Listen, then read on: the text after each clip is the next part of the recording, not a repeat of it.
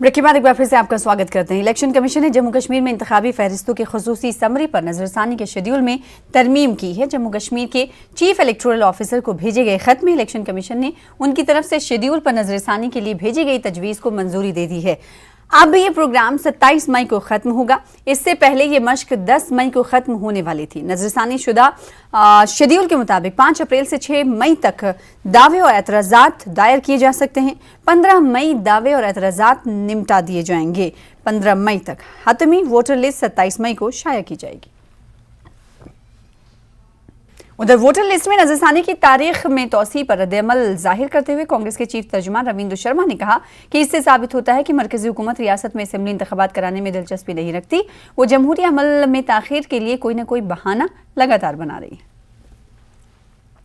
साल से यही आंख बिचौली जो है वो सेंट्रल गवर्नमेंट जो है जम्मू कश्मीर के लोगों के साथ खेल रही है। ये पहली बार है इतिहास में कि एक तरफ से सरकार दावे करती है कि हालात ठीक है, हालात पहले से बहुत अच्छे हैं, और फिर 5 साल से चुनाव नहीं होते। 90 में जब हालात खराब हुए थे, गोलियों और बम्बों के बीच में भी हालात पूरे काबू नहीं थे, लेकिन उस वक्त की कांग्रेस सरकार, नरसिम्हा राव सरकार ने फैसला लिया कि हम आतंकवाद को जवाब देंगे यहाँ जमहूरियत को बहाल करके।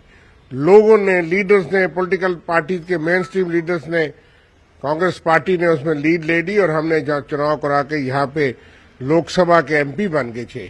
उसके बाद असेंबली के चुनाव हो गए और एक शिकस्त मिली आतंकवाद को, पाकिस्तान को, दुनिया को। लोग तो जमहूरियत में हिस्सा ले रहे हैं।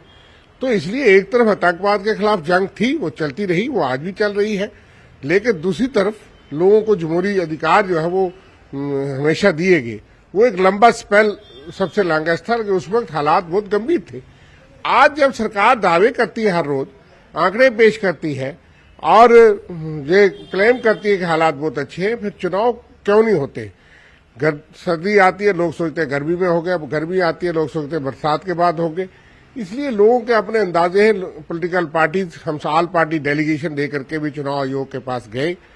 जम्मू कश्मीर की तमाम अपोजिशन पार्टी जो जमहूरियत में विश्वास करती है, और उन्होंने माना कि सारी प्रक्रिया आपने पूरी कर ली, फिर चुनाव में देरी क्यों?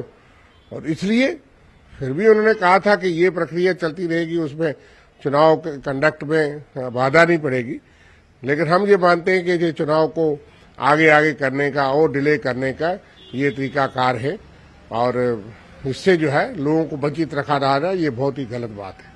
आपको लगता है कि अब जो इलेक्टोरल के पब्लिकेशन है, जो रिवाइज पब्लिकेशन है, वो अब 27 को, तो इससे पहले भी बहुत बार एक्सटेंड किया गया। आपको लगता है कि ये आंख मचोली? पिछली बार जब हुआ था तो एक स्पेशल ऑर्डर हुआ, लोगों को उम्मीद जगी कि हिमाचल और गुजरात के साथ ही जम्मू कश्मीर की रिवीजन हो रही है, तो इसका मतलब है उनके साथ चुनाव होंगे। वो चुनाव हो गए, सरकारें भी बन गई, लेकिन यह है कि यहाँ पे चुनाव नहीं हुए।